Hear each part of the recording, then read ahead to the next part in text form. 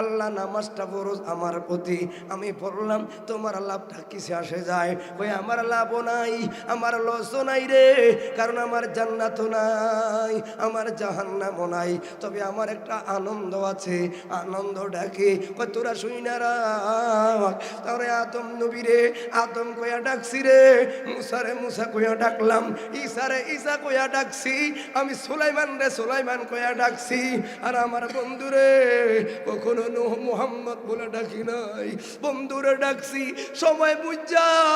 আরে বন্ধুরে শীতে বড় শীত লাগে রে, আমার বন্ধু চাদর গায়ে দিলে আমার আল্লাহ ডাক দেইয়া আইয়ুহাল মুদ্দাসসির, কম্বল গাদ দিলে ইয়া আইয়ুহাল মুজাম্মিল, আমার নবীরে ডাক দিয়ে ইয়াসিন। কত ভালো লাগে আমার সোনার মদিনা, ঠিক নেই? তাহলে একটু আপনাদের ওষুধ পাবার সময়টা আপনাদের কাছে চাই। তাহলে এবার বলুন, একজন মুমিনের মূল ঠিকানাটা হলো ইমানের সোনার মদিনা। কথা বলো ঠিক না বেটে? এই জন্য তবে মনে করবা, যারা নবীকে জানের চাইতে বেশি ভালোবাসবে, তখনই তোমার এই দুনিয়াটা বিরক্ত লাগবে। যদি বলো বাবারে মাঝি গাছে আল্লাহ দিছে, এই মাঝি গাছে আমার টাকার অভাব নাই গো, আমার সম্পদের অভাব নাই, আমার সব কিছু আছে, আমি বলবো সব মাঝেও সম্মান ইজ্জত 4 পয়সার মনে হয় নাই। হ্যাঁ, কথা বলে না কেন? কারণ ইজ্জতওয়ালারা সম্মানিতওয়ালারা কখনো পোস্টারে সিরিয়াল পাগল হয় না গো।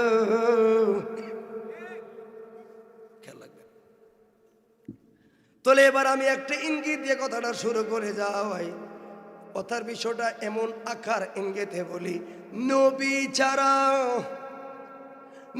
ছাড়া জীবনে মরণে কবরে হাসরে ফুলসেরাতে দেশ চালাইতে, রাজনীতি করতে, পড়াশোনা করতে, প্রত্যেকটা ডিপার্টমেন্টে আমি দেখলাম যদি তোমার ফলোয়ার হয় রহমতুল লিল আলামিন, রেজাল্ট হবে 100 100। হাত ধরে বলুন ঠিক না বেটে?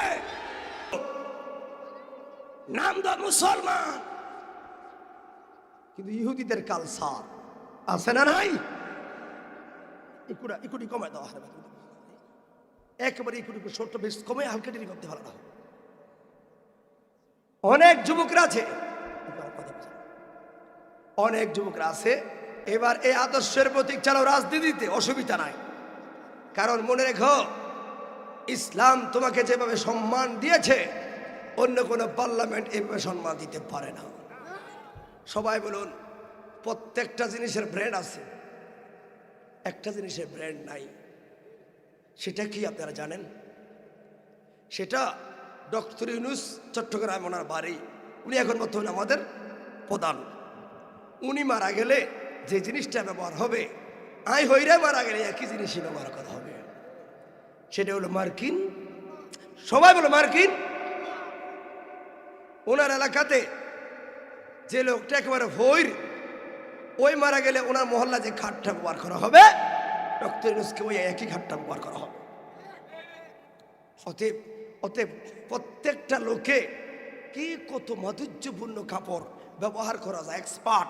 তার মানে এক একজনকে জাহের করা নিজে, কিন্তু একটা জিনিসের কোনো ব্র্যান্ড হয় না, লোগো হয় না, সেটা হলো মার্কিন কাপড়। আজ পর্যন্ত কেউ প্রশ্ন করলো না বাবার জন্য এত কম দামি কাপড়টা কেন দিয়েছ, বরঞ্চ সবাই বলে বাবাকে তাড়াতাড়ি ফার করো, ফার করো, ফার করো। বাবার ঘর, বাবার সংসার, বাবার পৃথিবী, বাবার ছেলে বাবার লাশের সামনে দাঁড়ায় কয় তাড়াতাড়ি জানাজা দেন, সূর্য তো ডুববা যায়, আমার ভাইয়ের ডাক্তারের রুগী হালে আইছে, জাল লাগবো, তাড়াতাড়ি কি কবর দেওয়া লাগবে।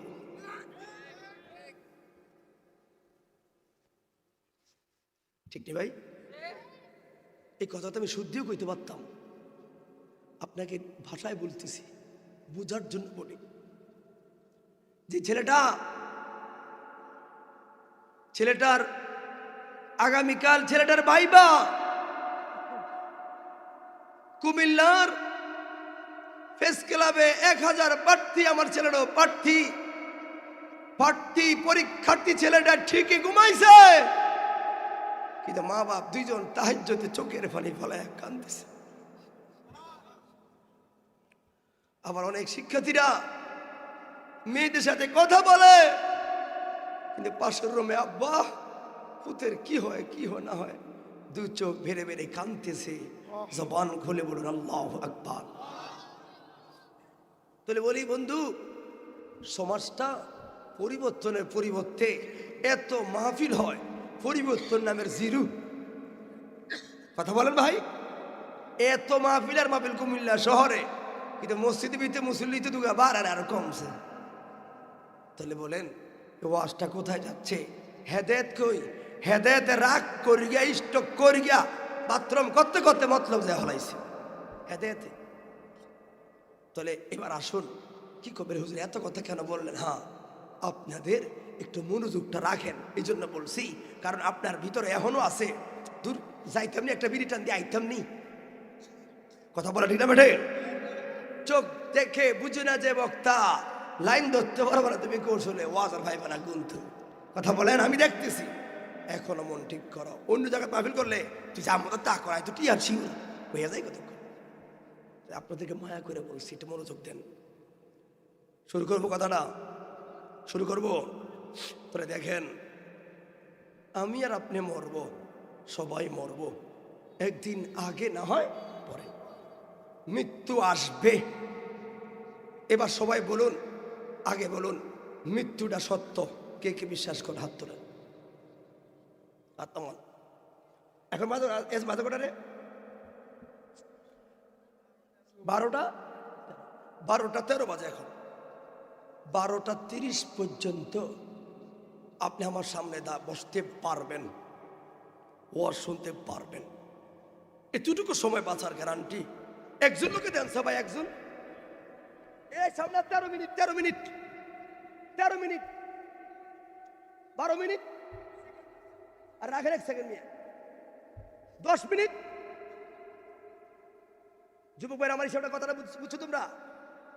তুমি তোমার জীবনের প্রতিটা মুহূর্ত কলমকে চালানোর পরিবর্তে নারী সংক্রান্ত মোবাইল, টিকটক, ইউটিউব জীবনটা নষ্ট করছো যুবক।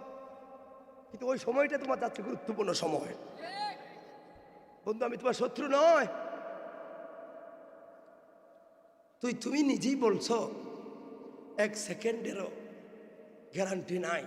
1 সেকেন্ডে যদি গ্যারান্টি নাই, তাহলে 2 মিনিট লাগাই আরেকজনের গালিটা মারছো, ব্যাংকে ভিতরে সুদে লাগা রাখছো, এফডিআর করছো, আসেনি এগুলা? তো যেই লোকে, এই জন্য বলি আমরা এদিকে রোহিঙ্গা কই, মূলত আমরা সবাই রোহিঙ্গা। কেউ থাকতে পারবো মাজার আছে না? তো তাহলে আমি একটা ব্যতিক্রমী কথা এই জন্য বলি, সবাই বলুন বেলায়েতের বাদশাহ একজন হযরত আলী রাদিয়াল্লাহু আনহু। এবার সবাই বুঝছেন একটা, আমি ওয়াজ করবো আরেকটা। আল্লাহর হাবিব সাল্লাল্লাহু আলাইহি ওয়াসাল্লাম 1500 বছর আগে বলে গেছেন, আমার বংশসূত্রে, ওয়ারিস সূত্রে কোনো নবীও রাখি নাই, রাসূলও রাখি নাই, মানে জায়গাও নাই, সম্পদ নাই, কিছুই নাই। আমি নবী ওয়ারিস সূত্রে বাড়ি রাখা যাই না গো, সম্পদ রাখা যায় নাই, কিছু রাখা যায় নাই। তো রাখলেন কারে? ওই ওয়ারিস সূত্রে রাখলাম মসজিদের ইমাম আলেম ওলামাদেরকে। ওরা আমার ওয়ারিসের লোক, এই জন্য গান গাইরে বন্ধুরে। আমার আল্লাহ তাআলা আখিরি নবীর উম্মতের বলেন, হাবিবুল্লাহর উম্মত তুমি গুনাহ করবা, এই জন্য লোক সমাজে জানাজানি হইলে আমার হাবিবুল্লাহর উম্মত গুলো লজ্জা পাইবে, কারণ এটা তো কেউ দেখে না, আমি আল্লাহ দেখছি। ফেরেশতা করে কইলাম তোরা চুপ থাকবি, আর আমি ডাকনা দিলাম, ওরে গোপনের গুনাহটা সমাজে গোপন রাখা দিছে। আল্লাহকে আমি একটা নাম রাখা দিছি আস-সাত্তার, তোর গোপনের গুনাহগুলো গোপনে রাখা দিয়াম। আপন বন্ধুরে, যে স্ত্রীর লগে 10 বছর সংসার করলা, কতই কথা না শেয়ার করলাম, আজকে ডিভোর্স দিছো, কালকে শুধু না রে লাইভে আইসা তোমার জীবনের সব বইলা দিব, ঠিক না বেটে? ওরে বন্ধু বানাইলাম রে, টাকা কারণে, টাকায় আছে টাকা নাই। হঠাৎ করে বন্ধু চা খাইতে চাইলো, যে কোনো কারণে বললাম বন্ধু রে 5 বছর ধরে খাওয়াইলাম, এবার যে কোনো একটা কারণ আমি মারি খেয়ে গেলাম, আমার 10,000 টাকা ধার দে। ওই কইব আগে রাস্তা মাপ। কথা বলে না কেন? আগে রাস্তা মাপ। তোরে কি রে? আরে একজন আর একজন অন্যায় করলে ওই অন্যায়টা জানলে এবার এই লোক অন্যায়টারে ইস্যু বানায়, তার থেকে দান্দা খোয়ার লাইগা। এটা সবচেয়ে বেশি হয়। এবার বাবা রে, তুমি বান্দা হইয়া একজন আর একজনে কথাটা বললা দিল, আর তোমার মালিককে কই গুনাহ করবো আমার বান্দা, আমি এগুলা ডাক না দিয়ে রাখলাম, এই জন্য আমার নাম রাখলাম আস-সাত্তার, গোপন করনেওয়ালা। এবার বন্ধুরে, কোন মালিকের কথা বলে শুননা যা, আমার আল্লাহ দুনিয়ার মানুষদের কেমনে বলে দিলেন। ইবলিস শয়তানকে নালথের বস্তা দিয়া পাঠাইয়া দিল। ইবলিস শয়তান 1000 ধমক দিয়া বললেন, আল্লাহ তোমার বান্দারে জেনাখোর বানায়াম, তোমার বান্দারে ইফতিজিং খোর বানায়াম, তোমার বান্দারে আমি লুচ্ছা বানাবো, সুদখোর বানাবো, ঘুষখোর বানায়া তারপরে তোমার বান্দারে 1000 যুক্তি দিল, শুধু গুনাহগার বানাবো। আল্লাহ কথা থামোস না রে, আমারে বলতে দিবি নি? কই বলেন কত বললি? কয় 1000। আর কি কিছু আসেনি? কয় আর কিছু নাই। কয় তুই শুধু জানি তুই এই কথা বলবি রে, এই জন্য আমি নাম রাখলাম গফুর, আমি নাম রাখছি গফফার। তুই খালি গুনাহগার বানাইবি রে, আর আমি খালি ক্ষমা কইরা দিই আমরা।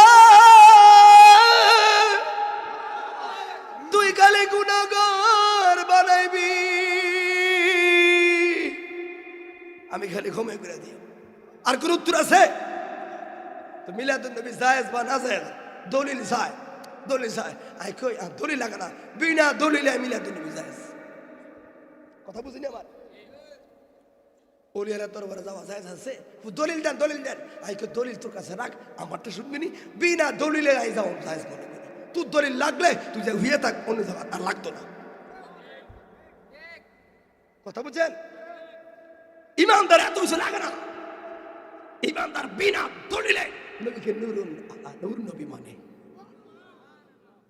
তাহলে এবার আসুন, সেই বেলেতের আমল থেকে আজ পর্যন্ত এই পৃথিবী চলছে একটা অধ্যায়। মূল আদর্শগুলো কার? আসহাবিকান নুজুম বিআইহিম ইক্তাদাইতুহুম ইহতাদাইতুহুম। রাসূল পাকের এক একজন সাহাবী আকাশের তারকার মতো। একজনকে যদি তুমি স্মরণ করো, তুমি জান্নাতি হবে। তোর এবার আসলাম মূল কথা। এতক্ষণ যত ওয়াজ করলাম এগুলো ভয় ভীতি, এটা সেটা, ঠিক নেই? আল্লাহকে নিয়ে আর ভয় ভীতি নিয়ে এখন বললাম, তাহলে এত কথা যেহেতু কইছেন, তাহলে আমার মুক্তির পথটা তো বার করণ লাগবো। এই মুক্তির পথ আসহাবিকান নজুম, ওই জান্নাতি সাহাবীদের অনুসরণ, এদেরকে করে দেখি এরা কোন পথে চলছে। আমি ওয়াজ করব, আপনি ওই সাহাবীর জীবনে ঢুকার দরকার নাই। আপনি নিজের জীবনে ঢুকবেন আর ওই সাহাবীর ওয়াজটার ভিতরে ঢুকাইবেন, মিশিংটা লাড়া দেওয়া শুরু করবেন, দেখবেন আপনার খাইচ্ছত বাড়াইয়া যাইব, আপনার কুকীর্তি বাড়ায় সামনে দাঁড়াইব। তখন কইবেন ওই সাহাবী হিসাবে আমি যথেষ্ট বেদ্যপ। তার মানে কি? এটা ডিলিট করো, ওই সাহাবীটা ধরো, জান্নাতি হয়ে যাইবা। কথা কি বুঝলেন আমার? তো আমি কি করি? আপনি আজকে ওয়াজ করলে আপনি কালকে কইবেন হযরত আবু বকর ওয়াজ করছে এত সুন্দর, এত সুন্দর। ভাই রে, ফুল ওয়াজ জানে, তো বললাম এই ওয়াজ আপনার কি শিকার? ওইদিকে আমার শিক্ষণ লাগবে না। শিক্ষিত ভাই আমার কথা বুঝতে পারছেন? যদি সারা রাত ইয়াসিনে কয় এক লোকে এটার মসজিদে যায়, ধরেন কইল হুজুর কালকে তো ওয়াজ করছে ইউসুফ নবী আর জুলেখার, হা এমন ওয়াজ আমার জীবন আমি শুনি নাই। এই নওয়াজ কানতে কানতে শেষ, ইউসুফ জুলেখার ওয়াজ হই না, সত্যি দিক। হ্যাঁ, তবে একটা জিনিস আর বুঝাই না, তবে একটা জিনিস আর বুঝাই না। কি হুজুর? ইউসুফ কি ফোলানা মাইয়া, এটার বুঝাই না। কথা বুঝেন? হ্যাঁ ভাইরা,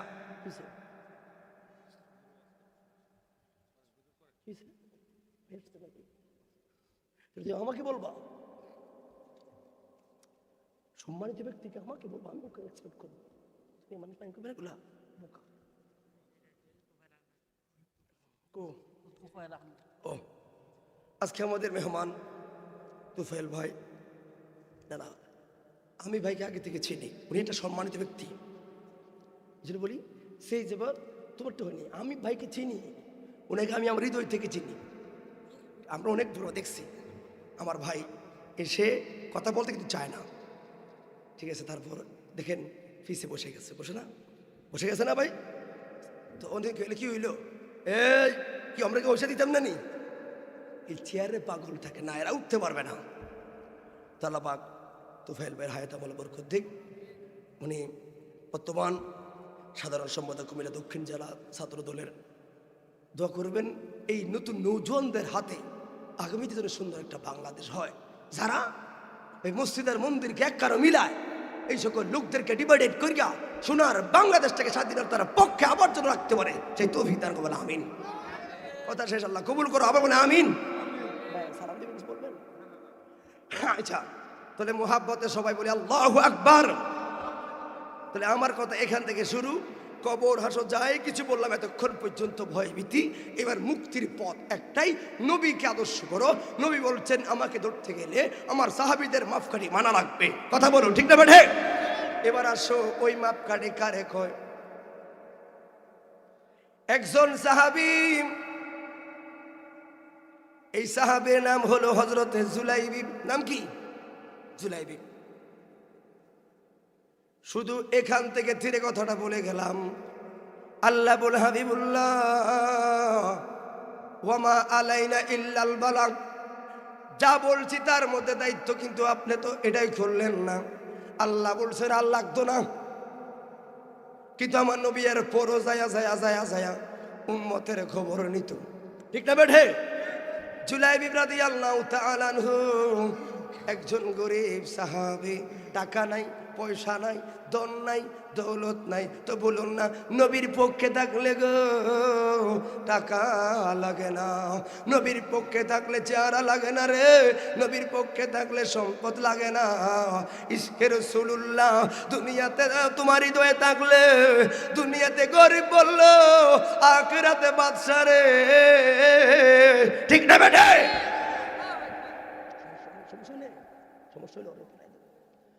এই জন্য কেন বললাম, আমার আল্লাহ কিন্তু ধনী, ধনীদের চেয়েও ধনী। আল্লাহর সাথে কার তুলনা চলে? তাহলে এই জুলাইবি, বাবা কথাটা খেয়াল করবেন, আমি কিন্তু প্রশ্ন করবো, কি বুঝছেন আপনি? জুলাইবি রাদিয়াল্লাহু তাআলা আনহু আত্মমর্যাদাশীল, গরিব হলেও আত্মমর্যাদাশীল। তো আমার মন কি, আমার মরণে, কবরে, হাসরে, ডিপার্টমেন্ট প্রত্যেকটায় নবী লাগবো। ঠিক না বেঠে? এই নবীকে কেমনে পাওয়া যায়? এবার হুজুরদের মরণে কথা বললাম, ওই জায়গায় যদি নবীকে পাওয়া যায় তাহলে আজরাইল তো রূহ কবজ দূরের কথা, আজরাইল হাত কাঁপবো, কারণ দিনের নবী সামনে রে। আমার বাবারা মনে রাখবা রে, আরে মরণ তো সবারে লাগবো, কিন্তু সবার মরণ একরকম না,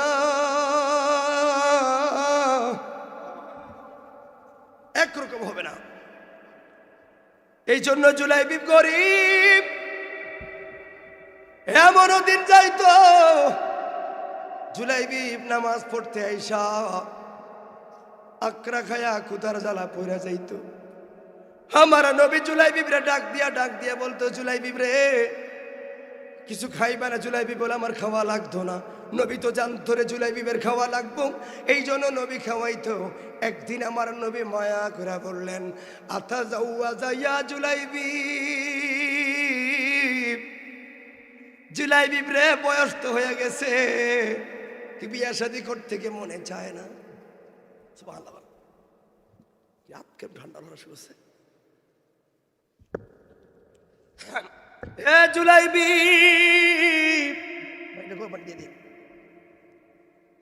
বিয়া শাদী করবি না রে? বিশেষ করে ইয়াং যারা, তোমরা খেয়াল করো কথাটা,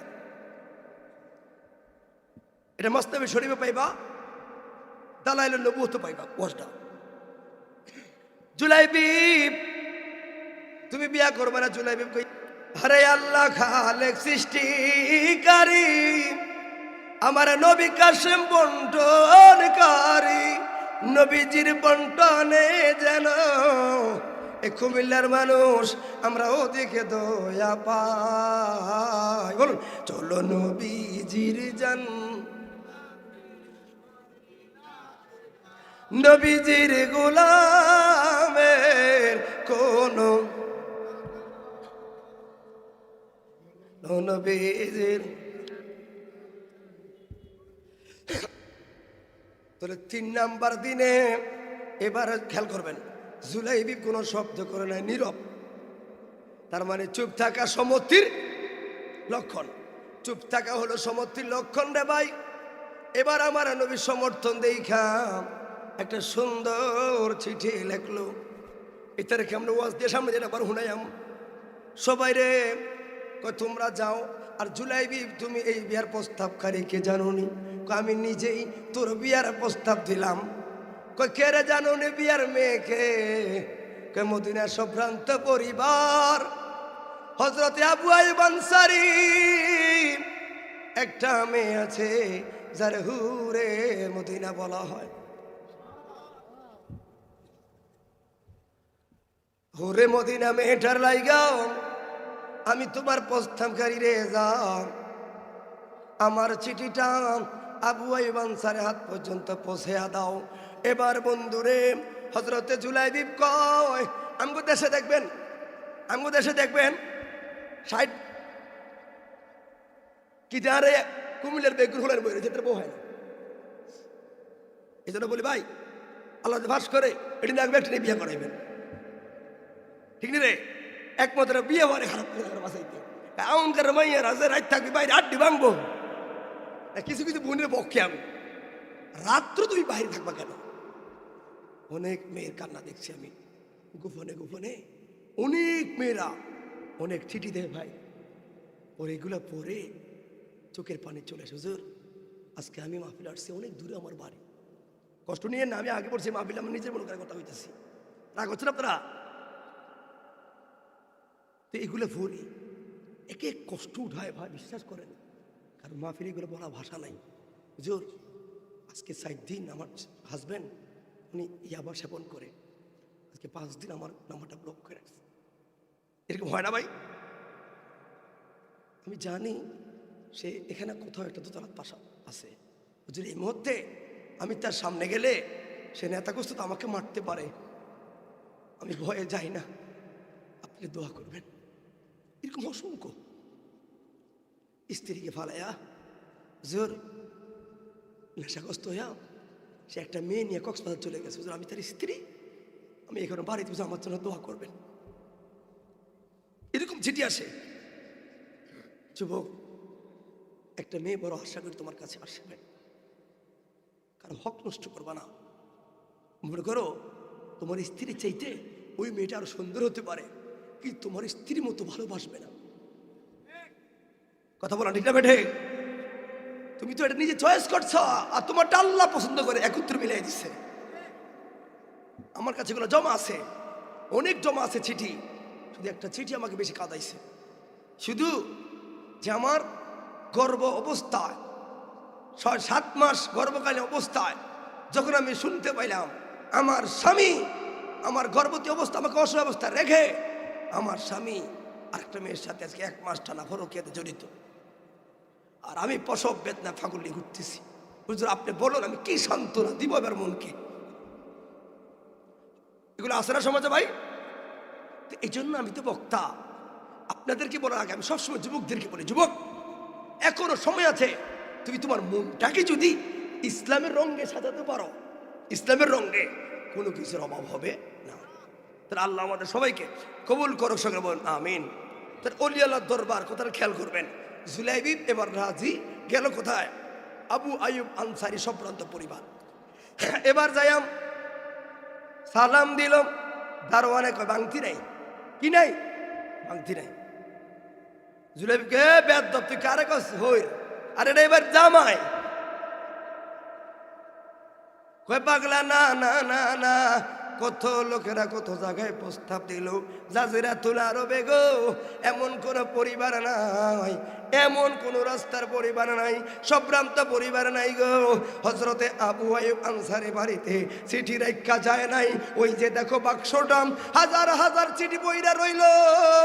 আবু আইয়ুব আনসারী হুরে মদিনা মেয়েটারে বিয়া করার জন্য কয় আমার ভিতরে ঢুকতে দাও। কয় না না না না, কথা বার্গেটিং চলে রে। আবু আইয়ুব আনসারী ডাক দিয়া কয় দারোয়ান রে, ও দারোয়ান, আজকে কি কোনো দামি আতর দামি পারফিউম লাগাই শুনি? তোমার গেটের কাছ থেকে যে এত মেসকু আম্বরের গেরান,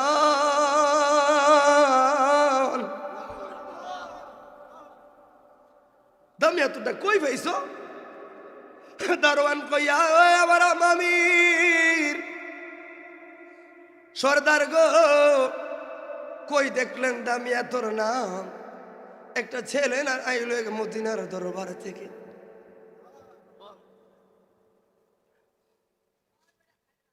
কোথায় থেকে আইছি? মদিনার থেকে। তুমি কি বলছো? ওই যে দাঁড় করে রাখছি, আমার সালান শেষ করে দিছো ঢুক দিতে। এবার ঢুকাইয়া কালো সাহাবি, বেটে সাহাবি, বয়স সাহাবি, গরিব সাহাবি, সবগুলো খারাপ নাম্বারের সার্টিফিকেট হলো 1 নাম্বার। বন্ধুরে, চিঠির মধ্যে 2টা অংশ ছিল। আমি আস্তে আস্তে করে আপনি বুঝে দেওয়ার লাগে কথাটা কই। তাড়াহুড়া করে দেখছি বোধ হয় না বাবা। এই জুলাইবিবের চিঠিটা যেই মাত্র হযরতে আবু আইয়ুব আনসারী, যার ঘরে সর্বপ্রথম মদিনা গিয়ে উঠলেন, বন্ধুরে, প্রথম আবু আইয়ুব আনসারী সর্দারে ভাবে দেখে কথাটা বললেন। যেই মাত্র চিঠির প্রেরক তিনি পাঠাইছে, পত্র যিনি লেখছেন উনি হলেন রহমতুল লিল আলামিন। এবার তিরোয়া দাঁড়ায় গেছে, দাঁড়ায় বড় মায়া কইরা চিঠিটারে চুমা দেয়, একবার কুফলে লাগায়, একবার গালে লাগায়। আর এবার মোহাব্বতে সাহাবীরা বলে আপনার কি সেবা করতে পারি বলো না। বাকি চিঠিটা পড়া শেষ করবেন। নবী ডাক দিল, আবু আইয়ুব আনসারী গো, আপনার কাছে আমার প্রস্তাব। পত্র বহনকারীর সাথে পত্রে বা লোক যেই লোক আসলো ওই লোকের কাছে আপনার হুরে মদিনা মেয়েটার বিয়ে দেওয়ার লাগে আমি নিজেই প্রস্তাব দিলাম। যদি পারেন দিয়া দেন। তবে আপনাকে আর একটা কথা বলে দেই ও বন্ধুরে, সম্মান কারে কয়? আমার নবী বললেন উত্তরটা দিলে দিবেন, না দিলে নাই। তবে আমার জুলাইবিবকে অসম্মান করে আপনার দরবার থেকে মুখ বেজার করে আমার জুলাইবিব যেন আমার বাড়িতে আবার না আসে। এরপরে আবার একটা কথা বললো, শুনে রাখো আব্দুল্লাহ আনসারী, শুনে রাখো, মেয়ে বিয়া দিলে দিবে, না দিলে নাই। আমি একটা কথা লিখলাম, জুলাইবিবি জানে না, আপনি মাত্র জানলেন। তুমি দিলে দিবা। জুলাইবিবের টাকা নাই, জুলাইবিবের সম্পদ নাই গো, জুলাইবিবের কিছু নাই, কিন্তু আমার জুলাইবিব রোজ হাশরের ময়দানে আমি নবীর সাথে একই জান্নাতে থাকবো। এ কথা শুনে তো অবাক হয়ে গেলেন। কি বুঝাইল রে? এবার অবাক। ও জান্নাতে খুশবু মাতে। এই জন্য তো নবী কবি নজরুল আপনাকে আমাকে বলে বলে, দুঃখের দিনের দরদি মোর নবী কামলে ওয়ালা নবী। কথা শেষ করে আবার সবাই বলবেন, কবি নজরুল একজন কবি হওয়ার পরে নবীকে কি শ্রদ্ধাটা দেখালো। আমার হাদি ভাই মেরে ফেললো, ছেলেটা হক ছিল। একটা ছেলে সরক্ষেত্রে শুনতে কথা বলতো, কবি নজরুলের পাশে সে জায়গা পেয়েছে। তাহলে শহীদ হলো এরা। হাদিকে কেউ চিনত না, শুধু ছেলেটার জীবন অ্যাক্টিভিটি আজকে বাকি সবাই চাইতে এই ছেলেকে সবচেয়ে সম্মানিত করে দিয়ে। কথা বল ঠিক না বেটে? বলেন দুঃখের দিনের দরদি মোর নবী কামলে ওয়ালা নবী। জানে আসবে তুমি আধার রাত, জ্বলবে চেরা লালা নবী জাগবে যখন বকে আমার উষার দৃশ্য সাথে সাহারা জানি ধরবে তুলে জানি ধরবে তুলে কণ্ঠে আমার কাউসারের পিয়ালা নবী কামলে। এই গজলগুলো বাগদাদি হুজুরা গাইতো, ঠিক না ভাই? শুনেন, এবার জুলাইবি একটু আমাকে সময় দাও, কথা কি মনে আছে? সময় দাও। এবার জুলাইবি অসুবিধা নাই, মাইয়া হাইলে চলে, 40 বছর হয়ে গেছে, বুড়ো হয়ে গেছি, আর কতক্ষণ কি তুই বল। এবার মেয়ের অন্দর মহলে না যাইয়া জুলাইবি আবু আইব আনসারী এই মেয়ের সাথে সুসম্পর্ক আছে কারা, এদেরকে খোঁজা শুরু করলো গো। আর সবাইকে ডাক দিয়ে একটা জরুরি ভাবে মিটিং ডাক দিল। বাড়ির সর্দার যখন আসে রে, সবাই দাঁড়ায়া যায়, কিন্তু আজকে দেখে সর্দার নিজে দাঁড়ায় রইল আর হুফায়া হুফায়া চোখের পানি ফেলাইয়া কানলো। ওই এলাকার সকল লোকেরাম, ওই ঘরের সকল লোকেরাম বলতেন হযরতে আবু আইব আনসারীকে বলেন, কোনোদিন তো দেখিনি আপনার এমন ভাবে কান্নাকাটি করতে, কি হলো আপনাদের বলুন না। কই বলে, আমি এমন একটা মামলা আজকে পেশে গেলাম, একদিকে আমার জান্নাত আর একদিকে আমার মেয়ের। আমি এমন একটা মামলায় বললাম রে নবী আমার লাগবো, তোরা আমার সেই রায়টা বানাইয়া দিবি। ওই যে দেখা যায় কালো ছেলেটা রে, এটা নবীর দরবার থেকে আইলো। আমার নূরে নবী বললেন, এই কালো ছেলেটার সাথে হুরে মদিনা, মদিনার সুন্দরী মেয়েটা আবু আইব আনসারী মেয়েটাকে বিয়ে দেওয়ার জন্য তোমরা বলো কি করা যায়। তবে সাবধান করে দে, নবীর চিঠিটার পক্ষে আমি রাজি। আমি এই জন্য তোমাদেরকে ডাক দিলাম। ওই আমরা কি করতে পারি বাবারে, তোমরা সবাই শোনো না। আমার মেয়েটার সামনে যখন চিঠিটা যাবে, কালো ছেলে মনে কইরা, এত বড় লোকের মেয়ে, কালো ছেলে মনে কইরা, খারাপ মনে কইরা টান দিয়া যদি চিঠিটা ছিঁড়ে ফেলে, আমি তো জাহান্নাম থেকে বরবাস্ত হইয়া যাইব। নবীর দুয়ারে আমি আবু আইব আনসারীর টান লাগবো রে। ও আমার মেয়ের বান্ধবীরা, তোরা শুই না রাখ, তোরা একটু আমাকে সহযোগিতা করবি। আমার মেয়েটা যেন কালো ছেলে দেখো নবীর পক্ষে যেন রায়টা দেয়। আয় হায় রে, ইসলাম কত সুন্দর। ইসলাম টাকার গরম গায়ের জোর দেখে না। সবাইকে বললো তোমরা একটু সহযোগিতা করবা, আমার মেয়ে যেন এই ছেলেটার পক্ষে রাজি হয়ে যায়। এবার বাবারে সবাইরে লইয়া যেই মাত্র অন্দরমহলের উপরে যাইব, অন্দরমহলের উপরে যাওয়ার আগে আগে মেয়েটা তো রোজাটা খুইলা ডাক দিল, বাবা গো আজকাল কি আমাদের ঘরে খুশবু মেশক আম্বর পাল্লানি বাবা, এত সুন্দর গ্রান্ডে আমার ঘরের ভিতরে গো বাবা। কেরে কেরে এক বান্ধবীর গায়ে ধরে আরেক বান্ধবীর গায়ে ধরে, কি গো কে গো তোমরা লাগাইছো এত সুন্দর আতর, আর এটা এত দামি আতর রে। আমার আব্বার বিশাল অন্দরমহল, আব্বার অন্দরমহলে এমন কোনো জায়গা নাই মেশকু আম্বরে গন্ধটা জোরায় না। কে এত দামি আতর লাগাইছো? আবু আইব আনসারী ডাক দিলেন, মা ও মাগো, মাগো মনে রাখবি রে মা, এটা কোনো মেশকু আম্বর নয়। নবীর দরবার থেকে একটা লোক আইলো, নবীর দরবার থেকে কেউ আইলে এমনি মেশকু আম্বরে গান ছড়াইলে ওই নবীর প্রেমে যদি কলিজাটা লাগায়া লাও রে, আমরা তো মেশকু আম্বর না পাইলেও নবীরে পাওয়া যাইব, ঠিক না বেটা? এই জন্য বাবা মনে রাখবেন কথাটা কেমনে আপনারা বুঝাইয়া যায়। এবার বলছেন না এই ছেলেটা তোমার বিয়ার প্রস্তাবকারী, আগে না বললা কয় মা বিয়ের প্রস্তাবটা যদি দেয় নবীর পক্ষে, কয় বাবা আমি জানি মায়া চাইতো আইলে বান্ধবীরা গাড়ি থাকতে চাই আগো মায়ের রিপোর্ট দিয়ে দেয়, এই রাজি হইতে খাটাস কিরম দেওয়া যায়, ঠিক নি ভাই?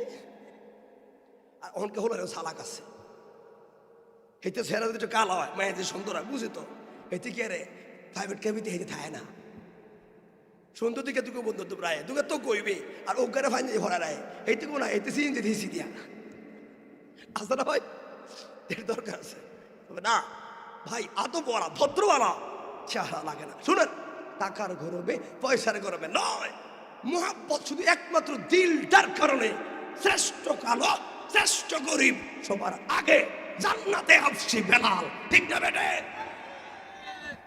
কি খেলা দেখে দিছি। এবার আমাকে চিঠিটা দেন দেখি, আমি পরে দেখি, পরে চিঠিটা যেই মাত্র মেয়েটার হাতে খুলছে গো, খোলার সঙ্গে সঙ্গে তুমি বুঝো নির্বাচন করা মতো গলা চেঞ্জ করে কথা বলি, জীবন বাঁচান ফরজ, ঠিক না বেঠে? বাইরে এবার চিঠিটা খুললাম, নিচের শব্দগুলা নিজে বুঝে তারপর আব্বারে দেখাবো, দেখেন সেই চিঠিটা কে লেখছে বলেন সেই সুবহানাল্লাহ নাও।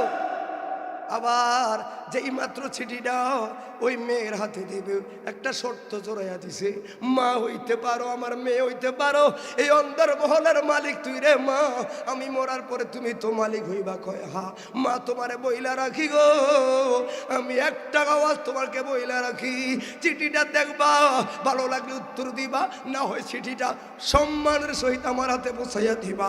চুল পরিমাণ যদি ভুল হইয়া যায় রে মা, আবু আনসারী তোর বাড়ি চালাইতে চুল পরিমাণ ভুল করতাম না। হাই রে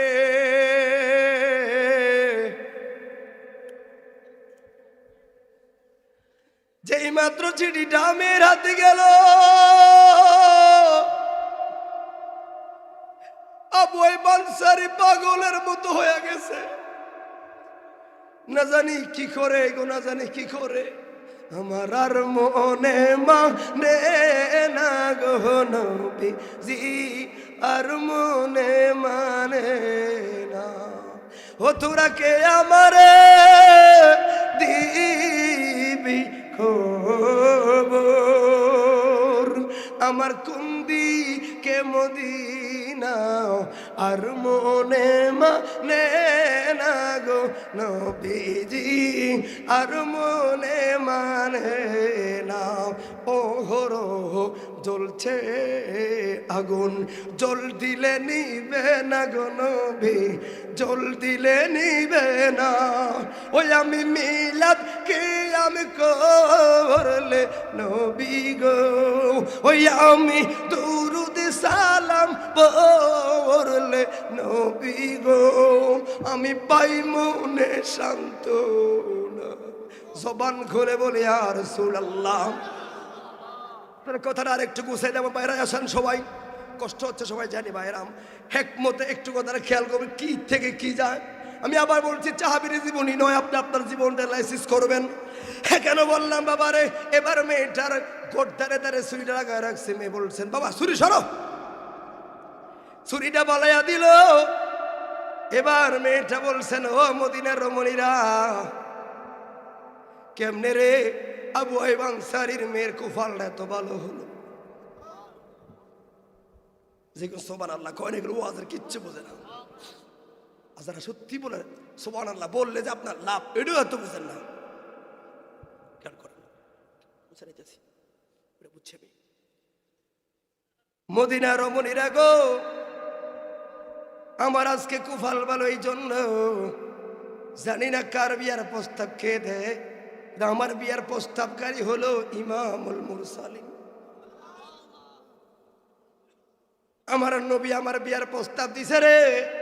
তবে সবচাইতে লক্ষণীয় বিষয়টি হলো যেই সময় কলমটা লেখছে কাগজের ভিতরে লিখতে যায়, আবু আয়ুব আনসারীর পরে লিখছে মেয়েটা অন্তত ওই 2টা সেকেন্ড রাসূল পাকের হৃদয়ে আমার নামটা জপছে।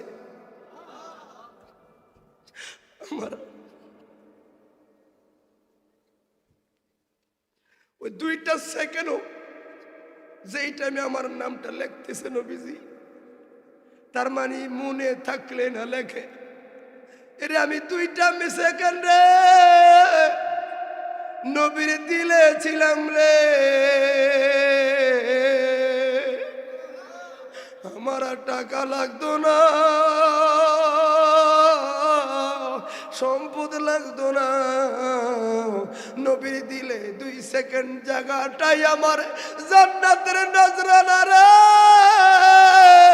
আব্দুল্লাহ বলি ইয়া রাসূলুল্লাহ। তাহলে তোমার প্রসঙ্গ বোঝা লাগবে। তাহলে এবার 2 পক্ষ রাজি, সুবহানাল্লাহ না, 2 পক্ষ রাজি। আবার আইলো মদিনায়, কেটে দিলাম ওয়াজটা, শর্ট করে দিলাম। আবার মদিনায় আইলো, এবার নবীর দরবারে আইলো, কি রে কি খবর রে? কয় রাজি। সুবহানাল্লাহ। কোথায় যা বিয়ে করতে যা, কয় থাক লাগতো না, 50 টাকা। তার মানে টাকা পয়সার মা আয় আয় পয়রা রে, করলাম না বন্দিগি, কিভাবে কাটাও হইব আমি রে কবরের জিন্দেগি রে, সোনার জীবন গুনায় গুনায় গে। কথা বলা ঠিক না বেঠিক? ছোটবারে বুঝাইতেছি, অসুস্থ অবস্থায়ও একটা মাহফিল কেমনে করা যায়, কৌশল উপর করো। আল্লাহ সবাইকে কবুল করো, সকল না আমিন। ভাইরা তোরা দেখ, তবে অলিউল্লাহ আশিক যখন শুদ্ধ ওয়াজ করা, যেই মাত্র গলার একটু বাঙ্গা ধরে, হ্যাঁ একটু বাঙ্গা ধরে, তখন মজা লাগে ওয়াজ। কারণ অতিরিক্ত যারা শরীর বক্তা আগে গলা বাংলা ভাঙা খুঁজবেন, কারণ ওই সময় সে দিল থেকে কথা বলবো, আর বাঙ্গা থেকে শরীর তাহলে হালায় যাবি। আল্লাহ কবুল করো, সকল আমিন। তো আর একটু বড়ি ভরসা করতে ভালো হতো, অনেক লোক চলে গেছে। ভাইরা এবার তাহলে এমন মজলিসে সারা সুরা নামাজের পরে আমার নবী বললেন, কিরে তো কাবিনের টাকা আসেনি রে? কয় নাই। কিরে মেয়ের একটা কাপড় দিবি, টাকা আসেনি? কয় না। ঘরে যে উঠাইবি বউ, একটা চৌকি আসেনি? কয় না। ওই লোকগুলো জান্নাতি, আমি আপনাকে ভাবার জন্য সময় নিচ্ছি। ওই লোকগুলো জান্নাতি। কি বুঝাচ্ছি? টাকার পিছে দৌড়াবেন না, টাকা না পুরা পৃথিবীটা আপনার পিছে দৌড়াবে আপনার ধীরে, যদি নবী থাকে। এই জিনিসটা শুধু আপনাকে বারবার বুঝাই। আমার নবী প্রশ্ন করলো, কিরে ঘরের রুম ঠিক আসেনি রে? কয় নবী গো ঘরে তো নাই। কোন রকম একটা খেজুর পাতার বেড়া দিয়ে আম্মা ছেলে থাকি গো।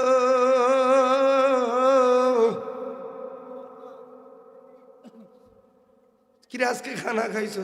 আজকে 3 দিন পর্যন্ত জুলাই বিবের পেটে খানা নাই। মায়ের নবী গো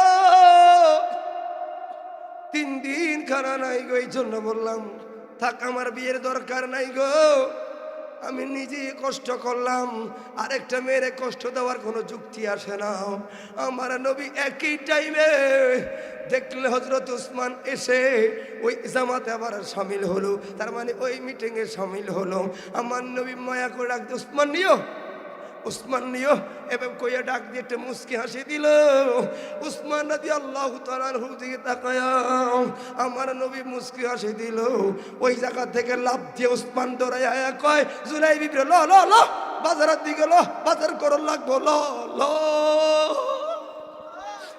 সব কথা বলে না হৃদয়, সব কথা বলে না হৃদয়, কিছু কথা বুঝে নিতে হয়। আপনারা কি বুঝছেন? তার মানে নবী বুঝাইছে, উসমান তোমার তো পয়সা আছে, একটু সহযোগিতা যদি করো। সব মজলিসে দেওয়ানা হলো, সিদ্ধান্ত হলো 400 দিরহাম। কত দিরহাম? 400 দিরহাম রাখবে। এবার 400 দিরহাম উসমান দান করে দাঁড়িয়ে রয়েছে। আর জুলাই বিবরে কইলে, জুলাই বিবরে নবী কত মায়া কইরা আমার দিকে তাকায় হাসি মারলো। আজকের 400 দিরহাম সালমান পারসি 400 দিরহাম নির্ধারণ করে দিল।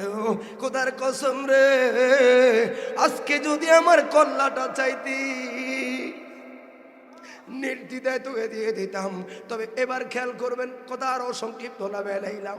বিয়ার বাজার করতে গেল বাজারে। আরেকটা কথা না গেলে আপনি বুঝবেন না।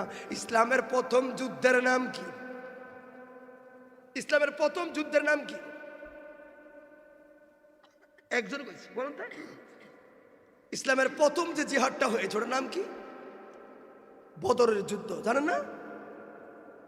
এই যারা স্কুলে পড়েন আপনাদের তো ওইগুলো আছে, ইসলামের ইতিহাস আছে না? ইসলামের প্রথম যুদ্ধটা হয়েছে 17 রমজান বদর নামক স্থানে, বদরের যুদ্ধ। কথা বলো ঠিক না বেটে? শিখবেন। এই যে বলি, ওই যে বলি আমরা খালি ওয়াজে করে যাই, শ্রোতাকে কোনো প্রশ্ন করে নেই। বিদেশ কি অবস্থা? ওই বদরের যুদ্ধে মুসলমানের সৈন্য সংখ্যা ছিল কত আপনারা জানেন? 313 জন, রাইট? এই ছেড়ে বলছে 313। তাহলে একজন মুসলমান হিসাবে এটা একটা সাধারণ প্রশ্ন। একজন ইহুদি খ্রিস্টান আপনাকে প্রশ্ন করে, আপনি তো ইসলামকে খাটো করে দিবেন। কারণ অন্তত এই যুদ্ধ সম্পর্কে আপনার জানা কিছু হলে উচিত। কারণ এই যুদ্ধ থেকে মানে চেতনা শুরু হয়েছে। কথা বলে ঠিক না বেটে? এই কথা বলে প্লিজ। এত রাত কথা বলে এত সোজা জিনিস না ভাই। এখানে উলি আল্লাহ সাহিত্য আছে, দরবারের সাথে কথা বলা বহুত কষ্ট। খেয়াল করবেন আপনার দিল থেকে কতটুকু আছেন, আমি কথাটা সামনে জানাই দিয়ে যাবো না। হযরত জুলাইবিব রাদিয়াল্লাহু তাআলা বাজারে গেলেন। আর বদরের যুদ্ধে 313 জন। এর বেঈমানরা ছিল কত জানেন? কত জানেননি? কত বেঈমানরা? কত? 1000। কত জানেন? 1000 বাহিনী। ও সুদ দিয়ে টান দিয়ে ওয়াজ করলে ভালো লাগে আপনাদের কাছে না? এই ঠকেন, সুরের কাহিনীটাই ঠক। ভাইরা, যুদ্ধ করার মতো কয়জন ছিল? মাত্র 55 জন। কয়জন? ঈমান কাকে বলে? তুমি তো মাঝে রেখে জিয়ারত করছ, ঈমান কতটুকু আছে তুমি দেখো। সবাই তো সব বিষয় ওয়াজ করে, মূল সেক্টরটা ছাড়ো। এই জন্য বলি আমরা বক্তারা লেসকা লাগায় কথা বলি, প্রতি বছর দাওয়াত দিয়ে ডিএনএ এর বিল্ডিং বানাইতে পারি। ঠিক না ভাই? হেদায়েত হয় কজনের? লাভ হয় 2 জনের, বক্তার আর এইটা। এত টাকা গাড়ি কিনছে, এটিয়া দিয়ে দিয়ে হুদা ঢাকা করে হুজুর ঢাকাই ধরবো। আসতে যায় বেটা, তুই তার ঘরে যেটা বড় রিয়েল ঢাকায়। বুঝতে শুনে কাজ করে খতম হলে ওই তোরা কেন জয়। সবাই জবান খুলে বলি আল্লাহু আকবার। তাহলে বাবারে রাত্রে বেশি একটু হাসে, আনন্দে কথা বলা লাগবে, ঘুমিয়ে যাবেন। কি সারে সারেই দাম দেখো, এই ওয়াটা থেকেই দাম, এই ওয়াটা থেকেই দাম, এই ওয়াটা থেকেই দাম। আমি দেখেন আমার তো লেট হচ্ছে, কিন্তু তারপর আমি রেস্ট নিয়ে নিয়ে কথা বলার চেষ্টা করতেছি, যাতে আপনি একটু বুঝার, কথার পরে একটু ভাবতে পারেন। আমি এসে বলছি নিজের কথা, আমি কিন্তু চলে যাবো। আপনারা দেখুন, আপনাকে ফাঁকি দেওয়ার অনেক সুযোগ ছিল আমার, কিন্তু আমি কিন্তু দৃষ্টিতে বসা, আপনার চোখের সামনে আমি অ্যান্টিবায়োটিক প্রয়োগ করছি, তাও বসে এখানে কেন? এগুলো আমার সমাজের মানুষ, আমার এলাকার মানুষের মতো মনে করি। আমার জীবনে উঠছি আপনাদেরকে দিয়া, খেয়াল করবেন। একটা কথার পর আমি কিন্তু আরেকটা কথা সময় নিচ্ছি, অথচ আমরা কিন্তু স্পিডে কথা বলে চলে যাই।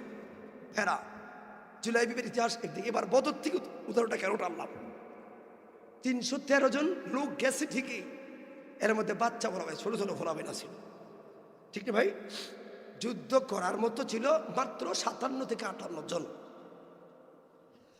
এবার যারা গেছে, কেউ আম গাছের ডাল লইয়া, কেউ জাম গাছের ডাল লইয়া, কেউ খেজুর গাছের ডাল লইয়া। আবু জাহেলের লোকেরা হারে কেমন পাগল হয়েছে লোকটি। এই আব্দুল্লাহর ছেলের কথা শুনিয়া